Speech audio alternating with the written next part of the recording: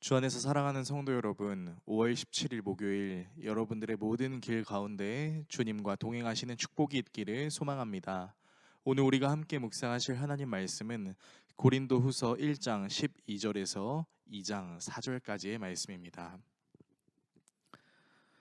우리가 세상에서 특별히 너희에 대하여 하나님의 거룩함과 진실함으로 행하되 육체의 지혜로 하지 아니하고 하나님의 은혜로 행함은 우리 양심이 증언하는 바니 이것이 우리의 자랑이라.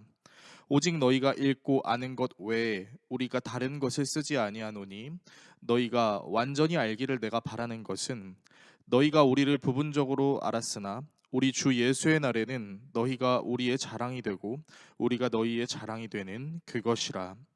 내가 이 확신을 가지고 너희로 두 번 은혜를 얻게 하기 위하여 먼저 너희에게 이르렀다가 너희를 지나 마게도냐로 갔다가 다시 마게도냐에서 너희에게 가서 너희의 도움으로 유대로 가기를 계획하였으니 이렇게 계획할 때 어찌 경솔히 하였으리요.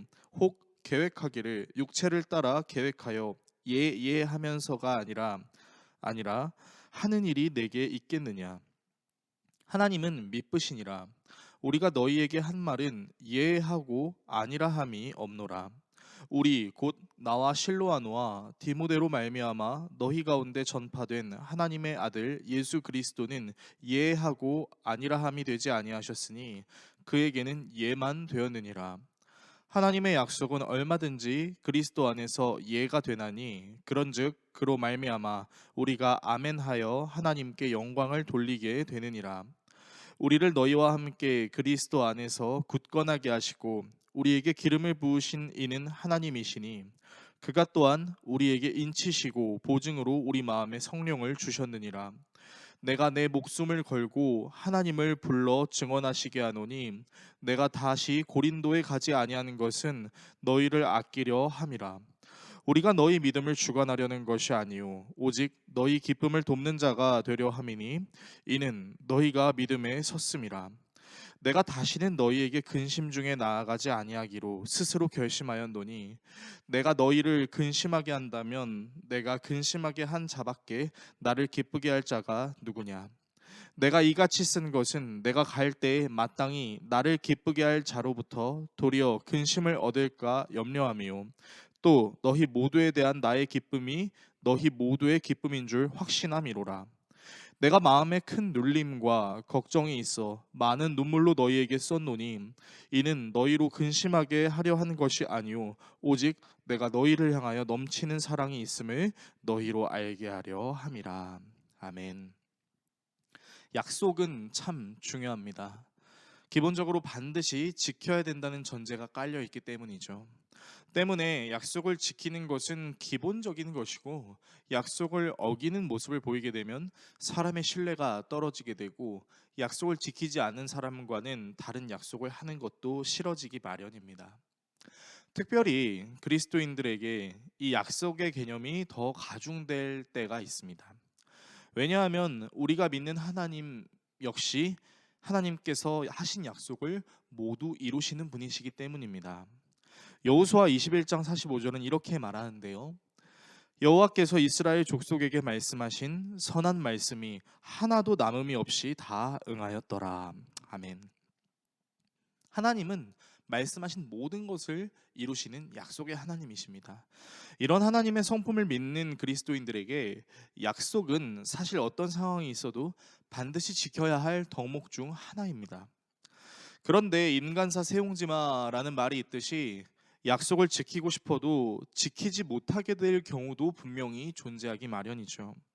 천재지변이 이유가 될 수도 있고 때로는 이해할 수 없는 하나님의 인도하심도 이유가 될 수 있습니다. 오늘 본문은 바로 이런 약속에 대한 내용을 다루고 있습니다. 사실 바울은 헤로를 통해서 원래 에베소에서 고린도에 갔다가 마게도냐를 들른 후에 다시 고린도를 거쳐서 예루살렘으로 가려는 계획을 세우고 있었습니다. 그러나 고린도가 여러 문제에 직면해 있다는 소식을 듣게 되면서 바울은 고린도를 잠깐 들려야 되는 게 아니구나.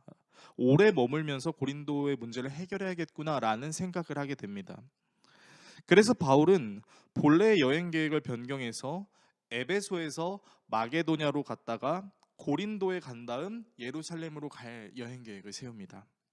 그리고 그 사실을 고린도전서에 기록해서 편지로 보냈습니다. 그런데 그 고린도 교회에 편지를 보냈음에도 불구하고 고린도 교회의 형편은 여전히 나아지지 않고 도리어 급격하게 악화됩니다. 바울은 디모데를 통해서 이 소식을 듣게 되고 당시 목회하고 있었던 에베소 교회에서 급히 고린도 교회를 방문하려고 하는데, 이것이 바로 고린도 교회의 두 번째 방문으로 일명 근심의 방문이라고도 합니다. 왜 이것이 근심의 방문이 되었냐면, 당시 바울의 그 두 번째 방문이 고린도 교회를 선동질하던 사람들 때문에 온전히 이루어지지 못했기 때문입니다. 여전히 고린도 교회의 상황은 나아지지 않고 바울은 제대로 방문할 수 없어서 나중에 다시 오겠다라는 말을 남기고 에베소로 돌아오게 되지만, 그 이후에도 고린도 교회를 방문하는 것이 어려웠습니다. 이런 바울의 모습을 고린도 교회에 침투했던 거짓 사도들이 이간질을 해서 바울은 약속을 지키지 않는 사람이다, 믿을 수 있는 사람이 아니다 라고 비난하기 시작했고, 고린도 교회 사람들이 이 말에 미혹이 되기 시작하면서 같은 모습으로 바울을 비난하게 됩니다. 바울은 이런 상황 속에서 속히 자신이 고린도 교회로 가서 다수의 사람들을 징계할 수 있을 법도 했지만, 바울은 그런 상황을 원하지 않았습니다. 잘못을 저지르고 있는 고린도 교회 성도들이 스스로 회개하기를 바랬고, 바울 자신이 그들을 얼마나 사랑하는지를 알아주기를 바랬습니다. 진심으로 그들을 아끼는 마음이 있었기 때문에 당장 가서 그들을 징계할 수 있는 권한을 가지고 있음에도 불구하고 그것을 함부로 발휘하지 않는 것이죠. 그렇기 때문에 바울은 자신이 약속을 지키지 못한 것이 육체를 따라, 즉 사소한 유익 때문에 약속을 했다가 깨버리는 모습을 보여주는 것이 아니라 성령의 인도하심에 따라서 고린도 교회를 생각하며 방문 계획을 수정했다라는 차원으로 이야기하는 것입니다. 그리고 그 마음을 편지에 담아 적을 때 큰 눌림과 걱정이 있어서 많은 눈물로 이 편지를 작성했다는 것을 오늘 본문이 이야기하고 있는 것입니다. 때때로 피치 못할 사정으로 교회 공동체 안에서도 약속을 어기는 일들이 발생할 수 있습니다. 그럴 때 인간적인 마음으로는 서운하고 아쉬울 수 있고 배신감이 들 수 있지만, 그럴 수밖에 없는 이유도 있지 않을까라는 생각을 했으면 좋겠습니다. 저와 여러분이 그러한 상황이 닥쳐왔을 때 믿어주는 모습으로 서로를 이해하며, 나 또한 그럴 수 있다는 사실을 염두에 두고 하나님이 허락하신 공동체 안에서 서로를 진심으로 이해하며 믿어주는 모습으로 나아갈 수 있기를 예수 그리스도의 이름으로 축원합니다. 기도하겠습니다. 우리를 사랑하시는 하나님 아버지, 우리는 약속을 잘 지켜야 된다는 의무를 갖고 있지만, 때때로 원치 않는 상황과 환경으로 인해 또는 하나님 아버지의 마음을 묵상함으로 인해 약속을 어기게 될 상황이 있을 수도 있습니다. 그럴 때 약속을 어기는 부분에 대해서 명백하게 이야기하고 이해해 주길 바라며, 누군가가 우리에게 그러한 상황으로 인해서 약속을 어길 수밖에 없었다라고 말할 때 역시 믿어주며 이해해주는 하나님의 자녀의 모습을 지니게 하여 주시옵소서. 단순히 약속을 어겼다고 배신감에 또 실망감에 그를 판단하는 것이 아니라, 그럴 수 있는 상황이 있었겠지라고 생각하며 나 또한 그럴 수 있다는 것을 염두에 두고 항상 관계를 쌓아감에 있어 신뢰하고 믿어주는 모습으로 나아가게 하여 주시옵소서. 예수 그리스도의 이름으로 기도드립니다.